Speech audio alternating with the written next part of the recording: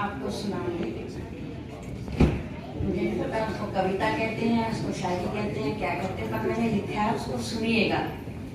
हम सब माटी के पुतले हैं। भगवान का छोटा अंश होता है, वो क्या कहती है? मैं उस परमात्मा का अंश, मैं उस परमात्मा का एक अंश, छोटा सा अंश हूँ।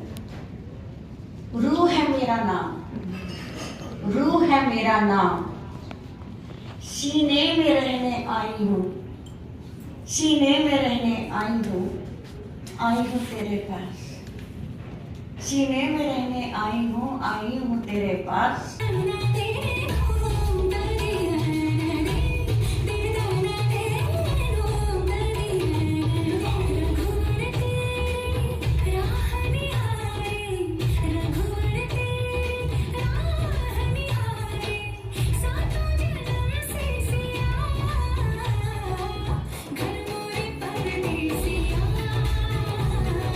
दर्पण कहलाई तुरा, मन दर्पण कहलाई, भले बुरे सारे। रूह को तकसीम करके जिस्म जोड़ता है, हर सांस जीना पड़ता है तन्हाइयों के साथ,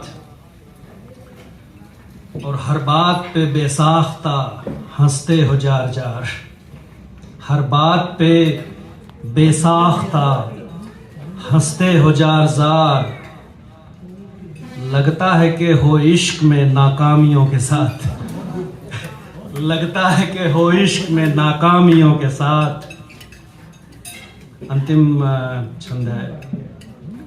किस जानवर, ऐसे रिश्ते हम वेस्टर्न सिटीज में बहुत देखते हैं।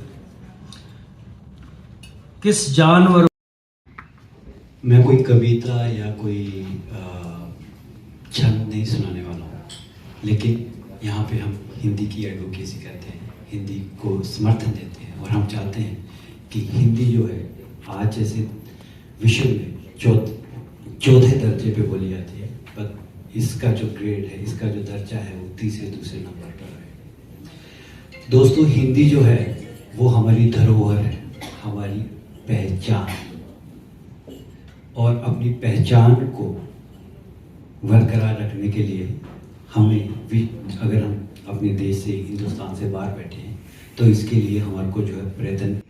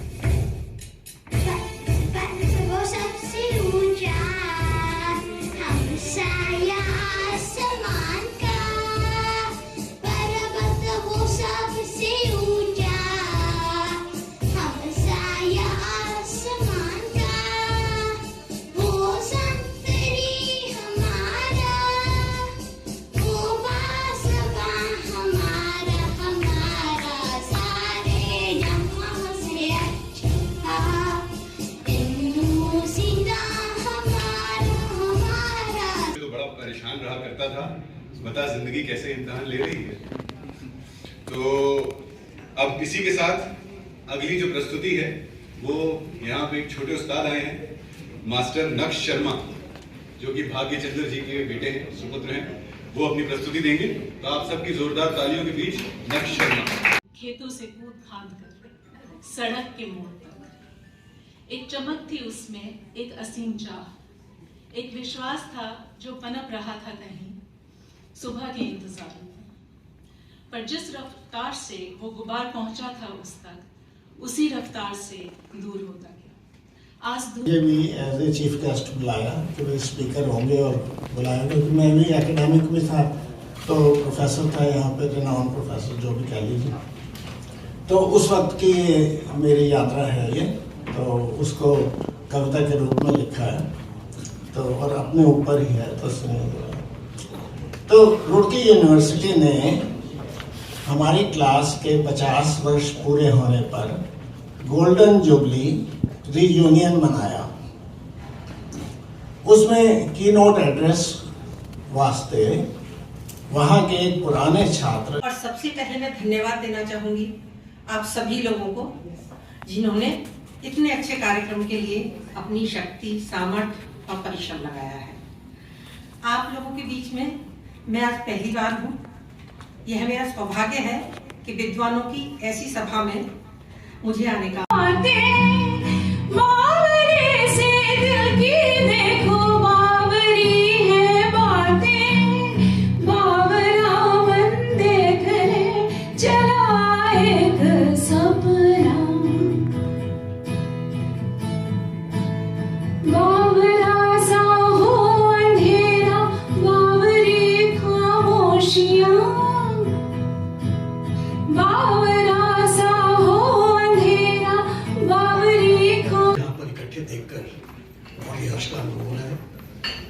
और जब भी हिंदी का कोई भी कार्यक्रम होता है सभी चेहरे नजर आते हैं। इस बार कुछ नए चेहरे भी इसमें जुड़े हैं और इसके लिए भारती जी को बहुत बहुत धन्यवाद। इस तरह से जोड़ने का काम सबसे महत्वपूर्ण है, चाहे इसके लिए एक्सक्यूज कुछ भी हो, बहाना कोई भी हो। आज हिंदी का बहाना है। हिंदी, अभी थोड़ी देर पहले भाग्य चंद्रा जी ने कहा हिंदी माता है, लेकिन ध्यान रखिएगा मौसियां और मामा ये भी बहुत महत्वपूर्ण होते हैं।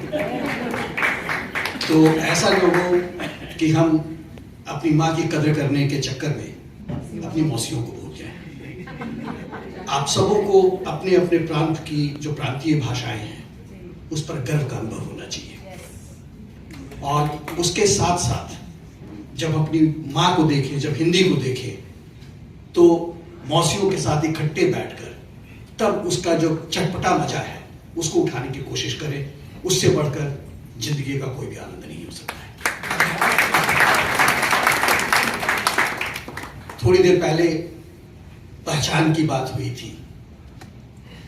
देखिए, हम आप सब एक पहचान के लिए ही दौड़ते रहते हैं सुबह से रात तक, चाहे वो पहचान एक व्यक्तिगत रूप में हो, वह पहचान व्यावसायिक रूप में हो, वह पहचान एक पिता के रूप में हो, माता के रूप में हो, बेटे के रूप में हो, बेटी के रूप में हो, लेकिन हम उसी पहचान के पीछे भागते रहते हैं पूरी जिंदगी भर।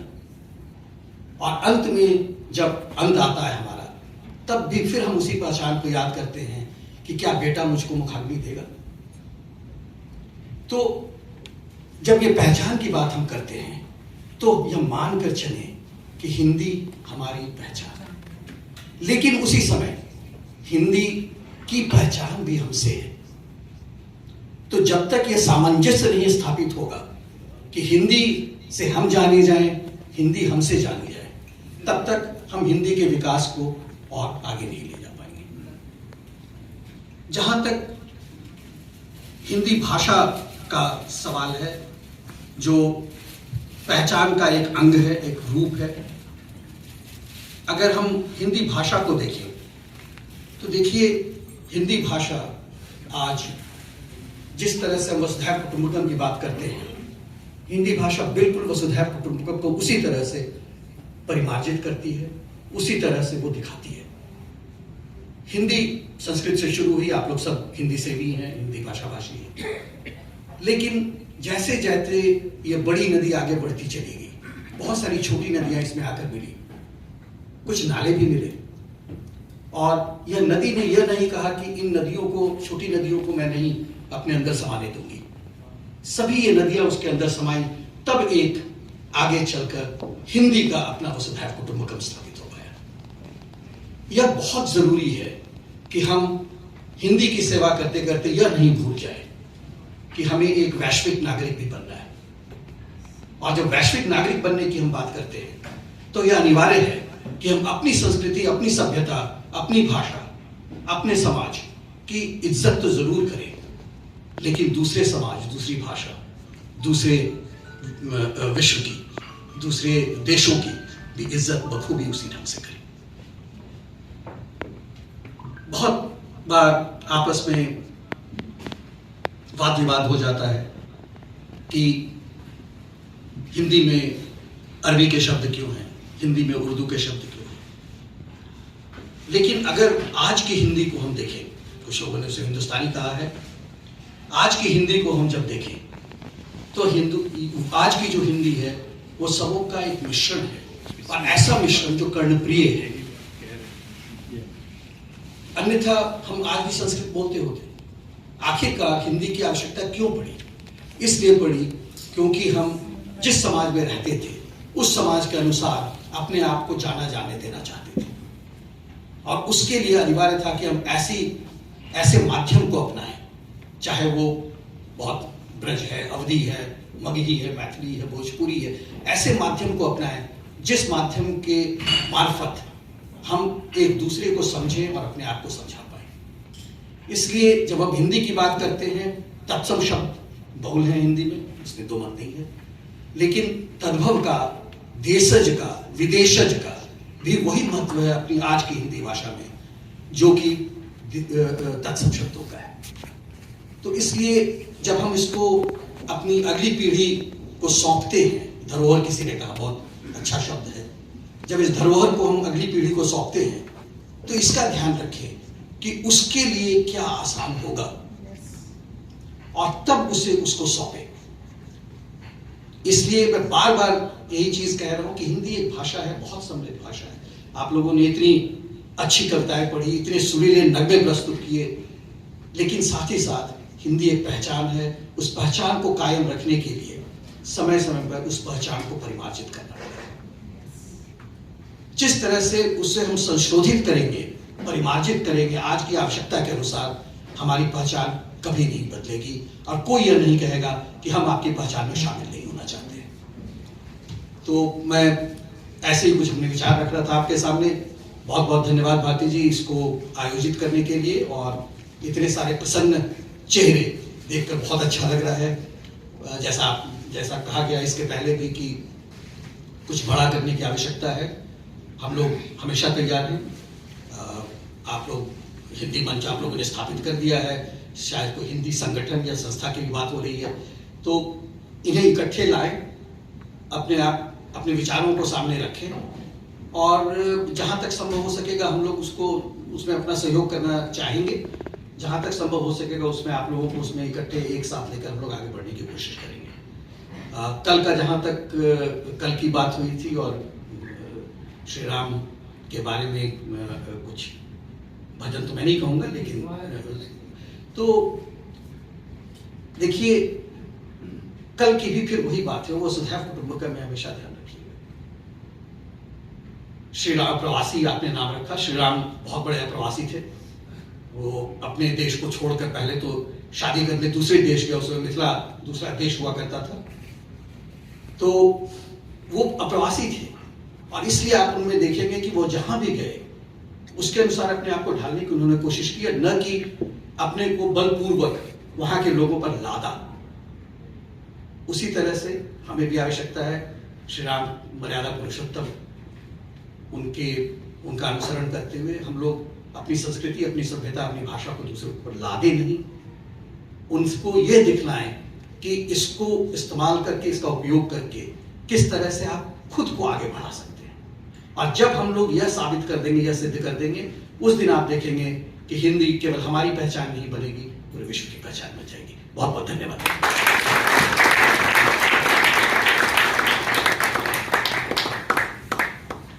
हिज एक्सीलेंसी श्री संजय कुमार वर्मा जी, आपका बहुत बहुत आभार। आपने अपनी सोच, अपने थॉट्स, अपने विचार हमारे साथ साझा किए।